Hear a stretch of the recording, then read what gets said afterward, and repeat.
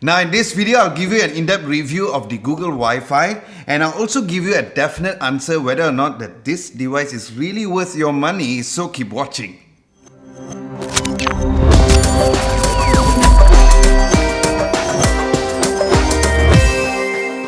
Hey, what's up guys, Adam Lobo here and you're watching Adam Lobo TV. If you guys are new, hello and welcome. Do consider subscribing to Adam Lobo TV as I release videos at least twice a week. And if you're returning as a subscriber, welcome back. Yeah.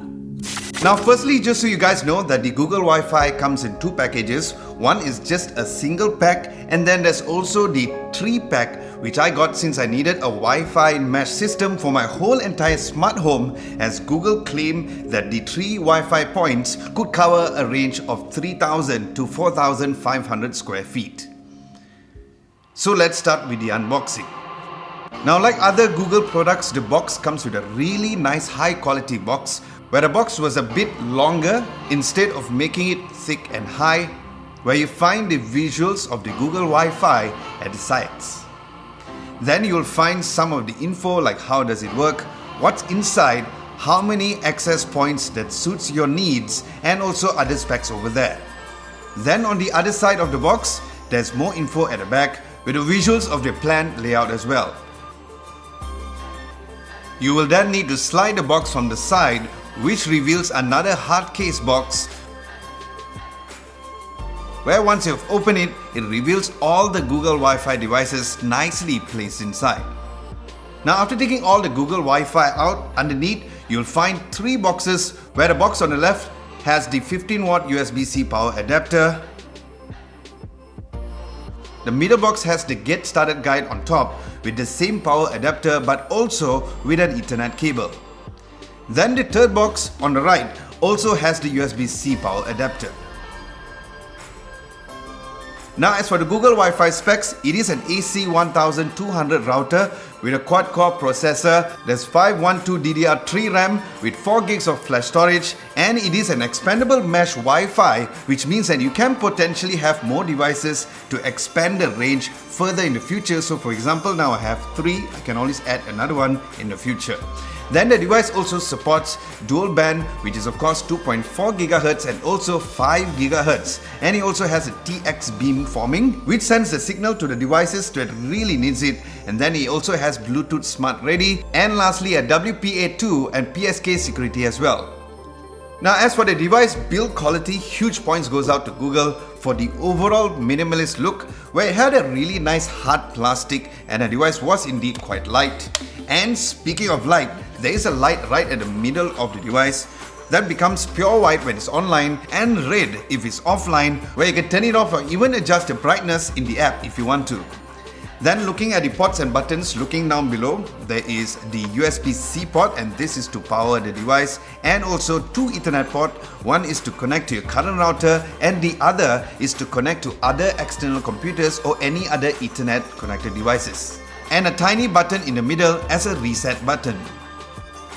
Now to get it running, first you'll need to connect one of the device as a main Google Wi-Fi router, and this will be connected to your current router, where the other 2 will be the satellite router, which is for you to spread out around the house. Now don't worry about which is the main device unit because it is all the same, so it does not matter. Now to set up the device, after powering up the device, first connect the included Ethernet cable to your current router and then download the Google Wi-Fi app, which is available for Android and iOS devices. Alright, looking through the setup process, once the app finds the device, it will prompt you to scan the barcode underneath the device. Next, choose the Wi-Fi point's location, enter your Wi-Fi name and password, then it will create a Wi-Fi network.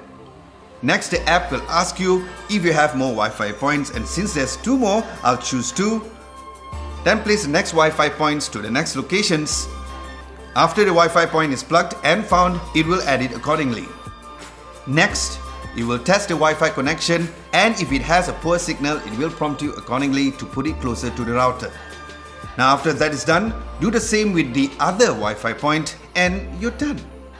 Now going further into the app, at the home screen there's options like network check, set up guest Wi-Fi, Family Wi-Fi pause for scheduled internet usage. For example, if you guys have kids and you want to limit their internet connection times. Brightness adjustments of the device light, as I mentioned earlier, and also the app manager. Then the next tab will also show you the network status, the Wi-Fi points and the devices connected, where you can check the internet usage, Wi-Fi speed, and also rename the devices. Then the third tab, there are shortcuts and also all these settings as well. Alright, just to give you a background on how my home right now looks, where the main router right now is placed at the living room and the other is placed in a master bedroom, and the third Wi-Fi point is at the study room. Now, although the overall house is only about 1,500 square feet plus, but to my surprise, I was kind of getting low signal for the master bedroom at first, so I had to get it as close as possible to the entrance of the master bedroom door in order to get a better signal, and I even tried to put the second mesh device in the room on the other room over here. Now, what makes me wonder is that since the house is not that big, the signal can always travel through the walkway, and I'm not sure why it travels through the two walls instead. So I wasn't that happy at first, but I still got a quite stable connection. Now, in conclusion, the Google Wi-Fi is a really great and capable device. It's pretty stable, and of course setting up is really easy since it is a Google product, and I've been using it for 2 months now and it has given me a stable connection throughout.